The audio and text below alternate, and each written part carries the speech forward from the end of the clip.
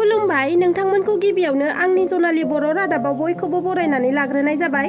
दिनै 2023 मायथाइनि 28 नभेम्बर। नोंथांमोननि थाखाय आं फुंबिलिनि रादाब लानानै फैबावलायबाय। अन्नानै रादाबखौ जोबजासे नायलांगोन होनना मिजिंथिबाय।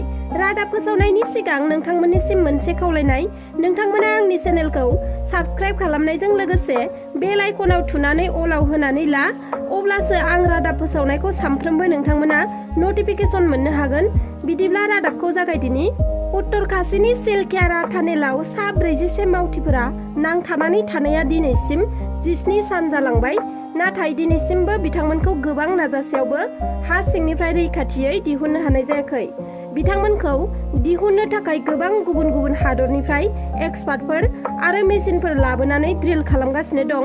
नाथाय खामानि मावफुबाय थानायावनो माबा मोनसे नङा माबा मोनसे जेंनाया नुजाथियो, जायनि थाखाय खामानिखौ दोनथ'नो गोनां जायो। बेफोर जेंनाखौ सुस्रांनो हानायनि आरो रैखाथियै सा 47 लेबारफोरा सुरुं सिङाव मोजाङैनो थानो हानायनि थाखाय गंसे शिब मन्दिरबो गायसननाय जादोंमोन आरो फुजा होबोबाय थादोंमोन। बेनि गेजेरावनो गोमोथावदि टानेलनि मोखाङाव भगबान शिबनि मुसुखाया नुजाथिफैदों। मिथिना मोननाय बायदिब्ला हाजो सिङाव थानाय दैफोरा हाजोखौ ड्रिल खालामनायनि जाहोनाव सेरमायबोनानै टानेलनि सिगां फारसे थानाय हाजोआव शिबनि मोनसे सायखं एबा मुसुखाया नुजाथिदों, जाय जाथाया बयखौबो सोमोनांहोदों। बे हाजोआ भगबान शिबनि थानसालिमोन नामा, जायखौ सुबुंफोरा फलंनानै लामा बानायदों? बेबादि साननाया आंनि गोसोआव सोमजिखांदों आरो शिब भगबाना मैया समबारनि दिनावसो नुजाथिदों। बिनि आगोलाव बेबादि नुथायखौ नुनो मोननाय जायाखैमोन होनना गोबाङानो बुंदों। भगबान शिबखौ फोथायनानै सा 47 जन सुबुंफोरखौ रैखा होनो थाखाय गोबां मावथिफोरानो ड्रिलिंनि खामानिखौ मावगासिनो दं। गोबां एक्सपार्टफोरा नाजानानैबो जाफुंसार जानो हायैलाय दा इन्डियान आर्मिनि सा 30 एक्सपार्टफोरा रैखाथिनि खामानियाव नांथाबदों होनना मिथिना मोननाय जादों। गोलाव समनिफ्रायनो आसाम पुलिसआ ड्राग्स जब्द खालामनाय, गान्जा जब्द खालामनाय बायदि बायदि समाजनि बेरेखा हाबा मावनायफोरखौ हमबोबाय थानाय समावनो बस्थायै बस्ता गोबां बिबांनि बस्थाब्रै गान्जाखौ जब्द खालामनो हादों माजबात पुलिसआ। आसाम अरुणाचल सीमा ओनसोलाव बे गान्जाफोरखौ जब्द खालामनो हादों। मिथिना मोननाय बायदिब्ला आबुङै बस्थायाव सोनाय गान्जाया गासै 95 केजि आरो बिनि बेसेना खमैबो 15 लाख रां जागोन होनना फोरमायथिदों पुलिसआ। उदालगुरि जिल्ला माजबात थानानि इनचार्ज सन्जय सिंह दुबे बिथांनि गोख्रों दैदेननायाव पुलिसनि हानजाया बस्थायाव आबुङै सोथुमनाय गासै बस्थाब्रै गान्जाखौ थांनाय हराव माजबात कारजुलि बासबारि ओनसोलनि हाग्रानिफ्राय फालांगिरिफोर दोनखुमानाय बे 15 लाख रांनि 95 केजि गान्जाखौ हमनो मोनो। बस्थाब्रै गान्जाजों लोगोसे गंसे साइकेलखौबो जब्द खालामदों पुलिसआ।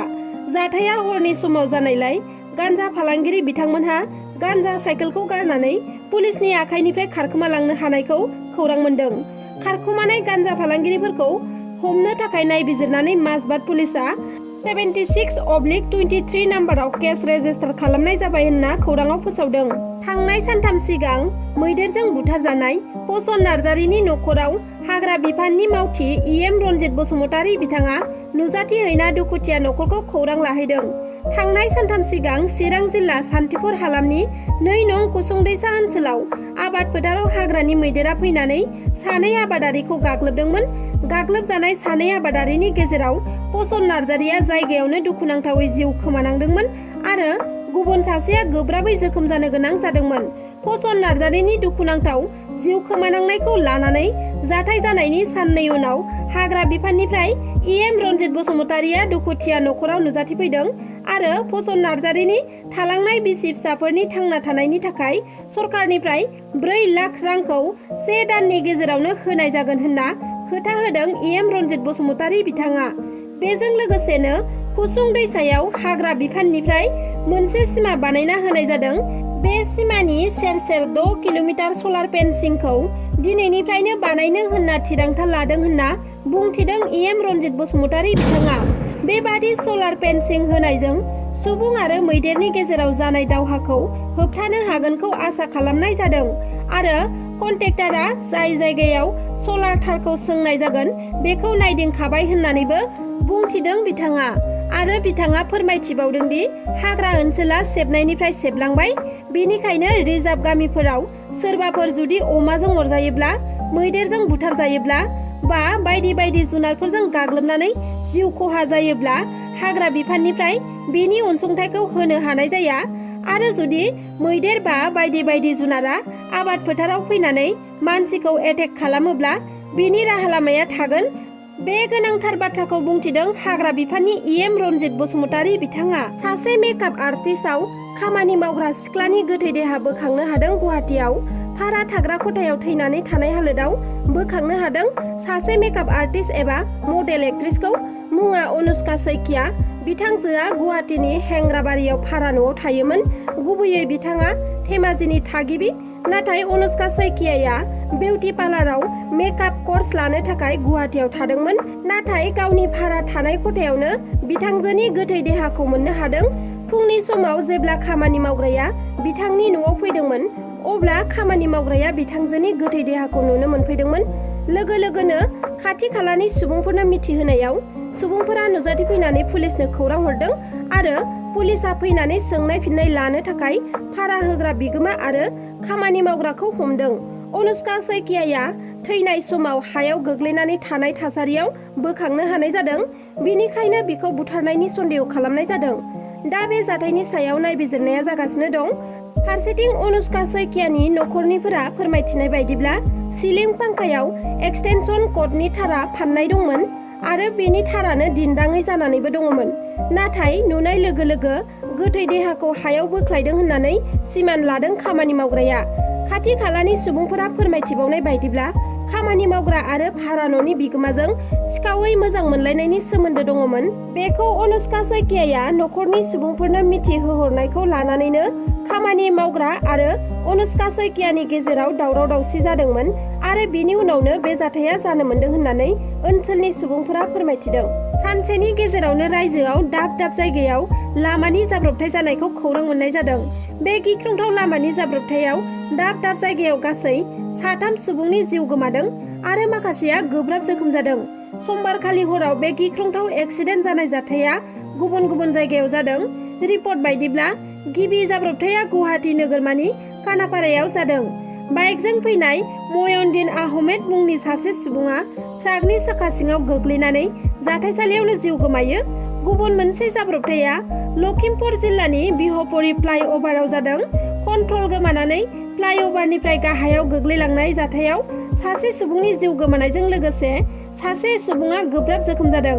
बे जाब्रबथायाव जिउ गोमानाय सुबुंखौ अजित बरा होननानै सिनायथिनो हादों। बेनि अनगायैबो मरिगाव जिल्लानि मयराबारियावबो गिख्रंथाव जाब्रबथाया जानानै सासे फरायसुलिया जाथायसालियावनो जिउ गोमादों।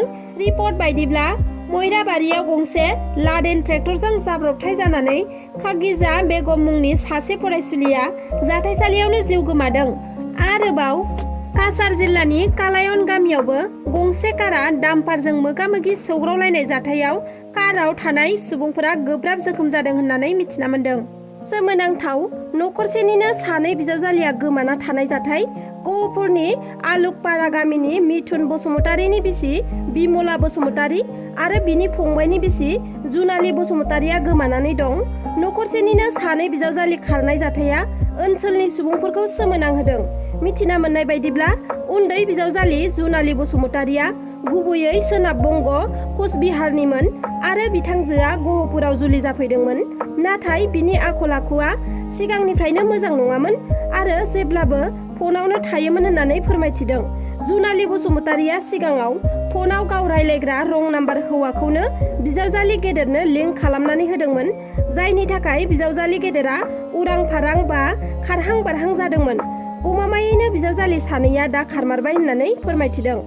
बे समाव दा जुनाली बसुमतारीया कुचबिहारावनो दं, नाथाय बिजावजालि बिमला बसुमतारीया राजस्थानाव दं। लांखारग्रा एबा जायजों खारदों बे हौवाया मुस्लिम आरो बिसोरखौ सोरबाफोर नुसनबायोब्ला नखरसिम खौरां हरनो थाखायबो खावलायदों नखरनिफ्राय। गेलेमु मोजां मोनग्रा रायजो राजाफोरनि थाखाय गोजोनथाव खौरां। कक्राझाराव 14थि सेनियर नेशनेल सकबल चेम्पियनशिप 2023 खौ खुंफुंनो थांगासिनो। बिटिआर सरकारनि हेफाजाबजों आसाम सकबल एसोसिएशननि बानजायनायाव सोलिफु बोसोरनि डिसेम्बर दाननि फैगौ 3, 4 आरो 5 खालाराव खुंफुंनो थाखाय साखाफारा जादों।